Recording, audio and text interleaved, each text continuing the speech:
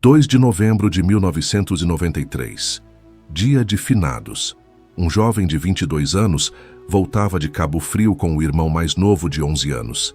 Cheio de vida, cheio de futuro, cheio de planos que ainda nem tinham nome. Ele tinha acabado de ganhar o prêmio de melhor revelação masculina da televisão brasileira. Tinha um álbum gravado. Tinha o rosto estampado na memória de milhões de pessoas que acompanhavam suas novelas e cantarolavam suas músicas. Tinha tudo que um jovem ator poderia querer ter aos 22 anos no Brasil dos anos 90. O país inteiro sabia o nome dele. As fãs gritavam na rua. Os diretores disputavam. A carreira crescia em duas direções ao mesmo tempo, TV e música. Como se o universo tivesse decidido que esse carioca merecia todas as janelas abertas de uma só vez. Na BR-124, um furgão foi ultrapassado por um ônibus. O ônibus perdeu o controle e tombou sobre o carro dele. Esse foi o último segundo da vida que Flávio Silvino conhecia.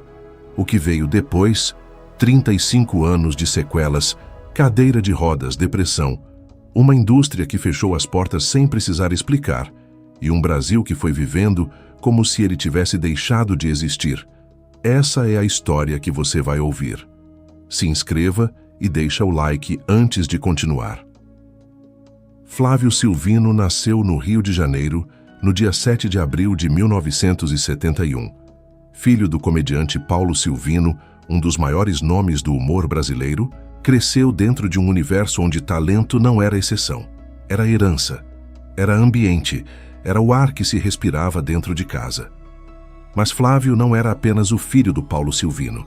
Era ele mesmo, com identidade própria, com carisma que não precisava pedir emprestado ao sobrenome do pai.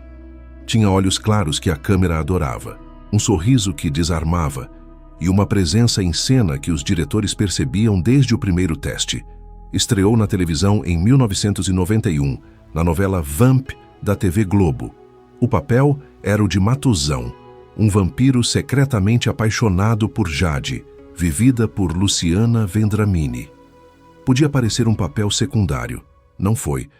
Flávio transformou Matuzão num fenômeno.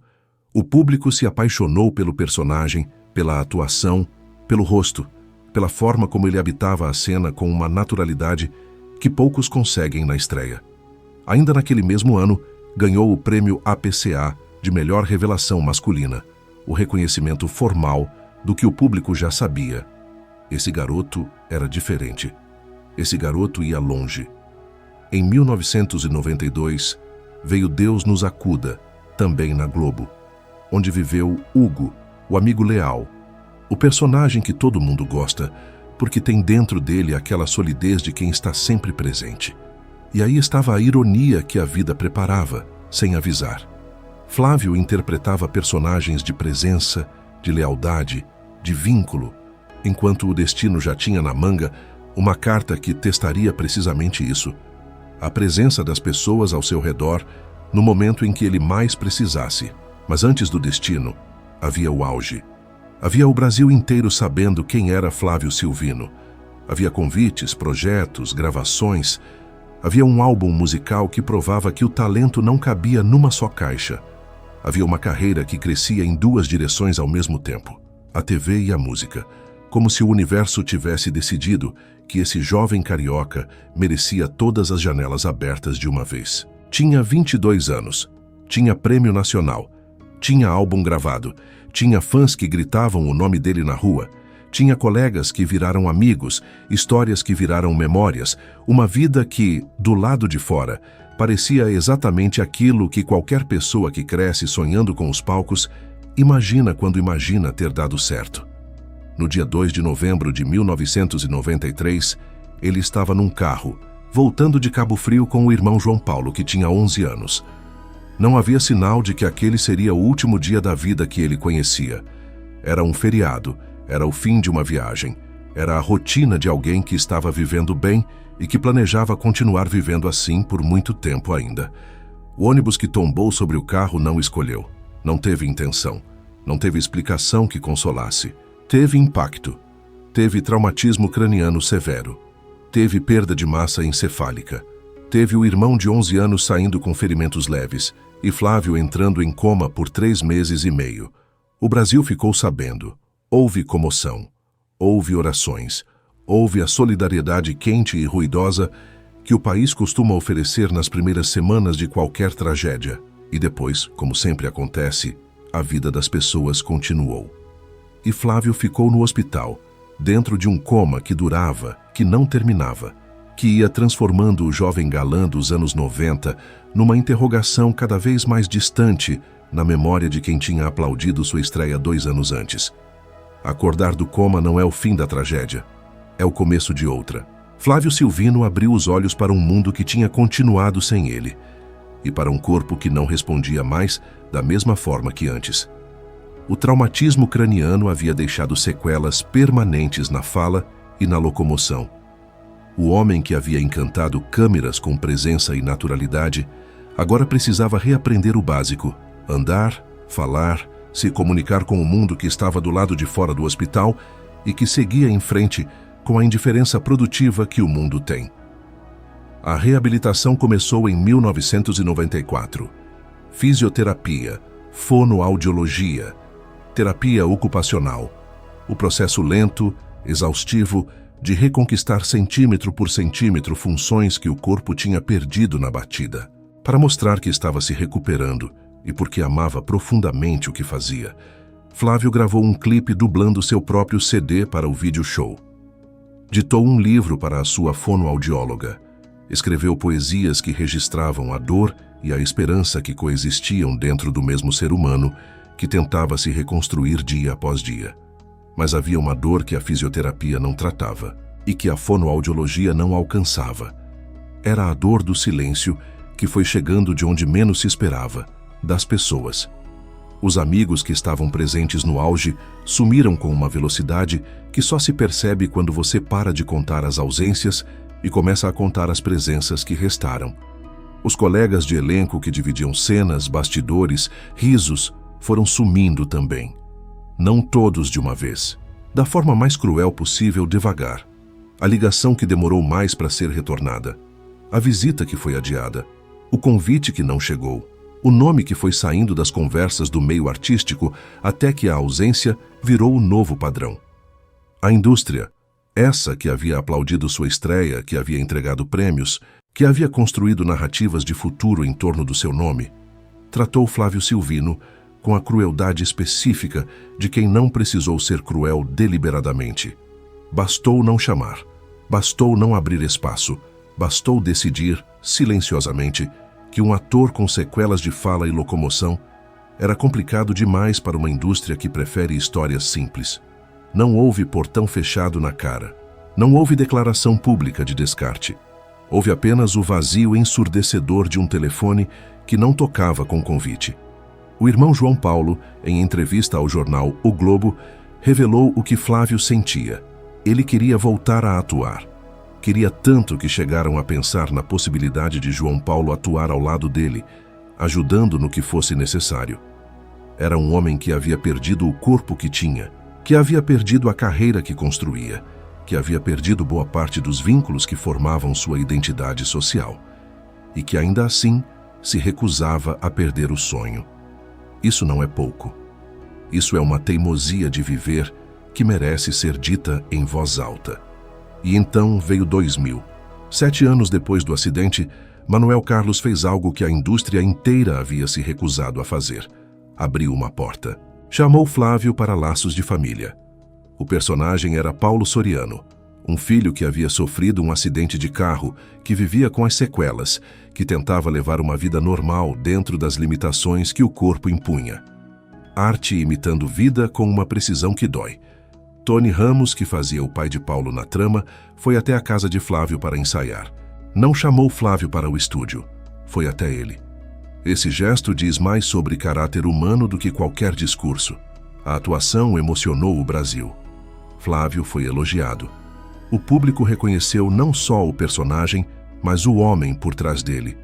Um ser humano que havia atravessado o impossível e que ainda tinha dentro de si a centelha de quem ama o que faz. Foi o último trabalho que a televisão brasileira lhe ofereceu. Depois de Laços de Família, O silêncio voltou. Definitivo dessa vez. Os convites não vieram. O homem que havia provado diante de todo o Brasil que era capaz foi guardado de volta na gaveta do esquecimento pela mesma indústria que havia aplaudido sua volta. O irmão confirmou. Depois de laços de família, Flávio desistiu de esperar um novo convite. Não porque desistiu de sonhar, mas porque a dor de continuar esperando o que nunca chega é, em determinado ponto, maior do que a dor de soltar. 2001-2017. Os anos da reclusão profunda, sem convites, sem câmeras, sem os colegas de elenco que foram amigos. O pai, Paulo Silvino, ainda está vivo e presente, um vínculo de afeto real num mundo que foi esvaziando. Flávio passa os dias em casa, em Copacabana, com a mãe Diva e o irmão João Paulo. Assiste televisão, ouve música, fotografa, escreve, faz fisioterapia todos os dias, recebe visitas de familiares, sofre uma queda doméstica que causa hidrocefalia, mais uma cirurgia, mais uma batalha contra o próprio corpo. A depressão chega, não como diagnóstico tardio, como consequência lógica e humana de tudo que foi acumulando. 2017. Morre Paulo Silvino, o pai. O comediante que era ao mesmo tempo herança e presença concreta, âncora e referência. Flávio, com as sequelas que tem, com as limitações que carrega, comparece ao velório. Está lá. Esse detalhe simples, estar lá, diz tudo sobre o tipo de filho que é, sobre o tipo de homem que é, sobre a dimensão do que perdeu naquele dia. 2023.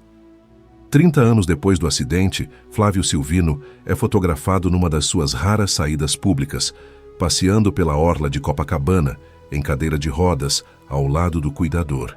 A imagem circula nas redes. O Brasil que o tinha esquecido lembra de novo, por alguns dias, que ele existe. A mãe concede entrevista à revista Quem e revela que ele enfrenta depressão, que ela mesma tomou a iniciativa de levá-lo para tomar sol, que ele tem home care com técnicos de enfermagem e que, apesar de tudo, ele continua aqui. Hoje, 50 e poucos anos, cadeira de rodas, fisioterapia diária, fonoaudiologia, terapia ocupacional, uma equipe de cuidadores, a mãe ao lado, o irmão perto. Um homem que foi galã, prêmio, promessa, fenômeno e que hoje precisa de ajuda para fazer coisas que o restante do mundo faz sem pensar. A indústria que ele amou nunca voltou a chamá-lo. Os amigos que aplaudiram sumiram. O Brasil que gritou o nome dele em 1991 mal lembra que ele ainda está aqui. Mas ele está. Existe uma tentação enorme quando se conta uma história como a de Flávio Silvino de terminar com redenção, de encontrar o arco perfeito onde a dor toda faz sentido, onde as sequelas viraram lição, onde o abandono virou força e o esquecimento virou paz. Essa tentação precisa ser resistida, porque transformar o sofrimento real de um ser humano real num arco narrativo bonito é uma forma sofisticada de não respeitá-lo. A verdade de Flávio não é bonita, é verdadeira. E verdade tem um peso diferente de beleza. A verdade é que um homem de 22 anos perdeu o corpo que tinha, a carreira que construía e boa parte das pessoas que dizia contar. Que passou 7 anos tentando se reabilitar enquanto a indústria seguia em frente sem ele. Que voltou em 2000, provou que era capaz, emocionou o Brasil inteiro e não recebeu mais nenhum convite depois disso. Que viu o pai morrer, que enfrentou depressão, que caiu dentro de casa e precisou de uma cirurgia no cérebro, que hoje depende de cadeira de rodas e de uma equipe de cuidadores para viver. Essa é a totalidade da história. Não cabe num arco de superação de 3 minutos. Mas dentro dessa totalidade, existe alguma coisa que não pode ser ignorada, porque é real e porque importa. Flávio Silvino nunca parou de amar o que amava. Depois do coma, gravou um clipe. Depois das sequelas, ditou um livro. Depois de anos sem convite, ainda dizia que atuar era a paixão da sua vida. Depois da hidrocefalia e da cirurgia, continuou fazendo fisioterapia todos os dias. Depois da depressão, saiu para tomar sol quando a mãe sugeriu. Não porque era forte no sentido que os discursos de motivação usam essa palavra, mas porque havia dentro dele alguma coisa que não se conformava com desaparecer, uma teimosia silenciosa de continuar existindo, mesmo quando o mundo havia parado de perguntar se ele estava bem. Isso tem um nome. Chama-se resistência. Não a resistência performática de quem posta foto na academia com frase de superação. A resistência quieta e cotidiana de quem acorda todo dia e escolhe, mesmo sem testemunha, fazer a fisioterapia, tomar o remédio, sair para os 20 minutos de sol que a mãe insistiu, ouvir a música que sempre amou, escrever o poema que ninguém pediu, mas que ele precisava escrever. Essa resistência não aparece nos jornais, não gera manchete, não viraliza, mas é a substância real do que significa sobreviver a 35 anos de perda. O que a história de Flávio também revela, com uma clareza que corta, é o que a indústria brasileira de entretenimento faz com quem sai do padrão. Um ator no auge, premiado, amado, sofre um acidente e fica com sequelas visíveis. Que a mesma indústria que havia construído narrativas de futuro em torno do seu nome, decide silenciosamente que ele é complicado demais. Não precisou dizer isso. Bastou não ligar. Bastou não convidar. Bastou continuar produzindo novelas com atores sem sequelas, enquanto Flávio ficava em casa fazendo fisioterapia e dizendo que ainda queria voltar. O abandono institucional é o mais difícil de nomear porque nunca tem rosto, nunca tem responsável. É sempre a somatória de 1000 decisões individuais que ninguém precisou assumir. E há o abandono pessoal também. O ator disse isso com a clareza de quem aprendeu a nomear a própria dor. Quando as coisas mudaram, grande parte dos amigos sumiu. Não todos, mas muitos. Os que ficaram são os que importam. Mas os que foram deixaram um vazio que não tem como ser preenchido com o discurso de que o sofrimento fortalece. Às vezes o sofrimento só dói. E isso também precisa ser dito. O que sobrou depois de tudo isso é um homem que ainda está aqui, que tem a mãe ao lado, o irmão perto, uma equipe que cuida do corpo, uma memória que o Brasil visita nas reprises das novelas e esquece de novo logo depois. E dentro de tudo isso, dentro da cadeira de rodas, das sequelas, da depressão enfrentada, do pai que se foi, dos amigos que sumiram, dos convites que nunca chegaram, existe ainda a pessoa que em 1991 ganhou o prêmio de melhor revelação masculina da televisão brasileira. Essa pessoa não foi embora, ficou. Mudada, limitada, marcada, mas ficou. E ficar depois de tudo isso é um ato que merece muito mais do que o esquecimento que recebeu.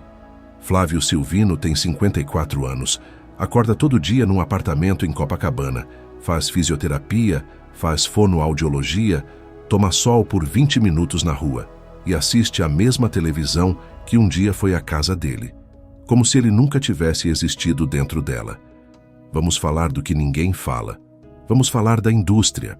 A Globo lançou Flávio Silvino, aplaudiu, premiou. E quando o acidente aconteceu, virou as costas com a elegância de quem nunca precisou dizer não em voz alta. Bastou não ligar. Em 2000, Manuel Carlos teve a humanidade que a instituição não teve. Criou um personagem feito sob medida. O resultado emocionou o Brasil inteiro. A audiência provou que o público estava pronto, o talento estava lá. E mesmo assim o telefone não voltou a tocar. Uma vez em 35 anos, uma única vez alguém apostou. E funcionou. E não foi suficiente para mudar nada. Flávio poderia ter sido convidado para participações especiais, poderia ter sido embaixador de campanhas sobre sequelas neurológicas, não como objeto de pena, mas como voz de quem viveu por dentro. Poderia ter lançado o livro de poesias que escreveu nos anos 90. Poderia ter tido um documentário real, produzido com respeito. Nada disso aconteceu. Não porque era impossível, porque ninguém decidiu que valia o esforço. Essa é a pergunta que essa história deixa aberta. O que fazemos com os nossos ídolos enquanto eles ainda estão aqui? Compartilha esse vídeo, não pelo like, pelo Flávio. E por todos os que ninguém parou para contar. Se inscreve no canal, porque essa é só a primeira história que o mundo esqueceu e que você precisa conhecer.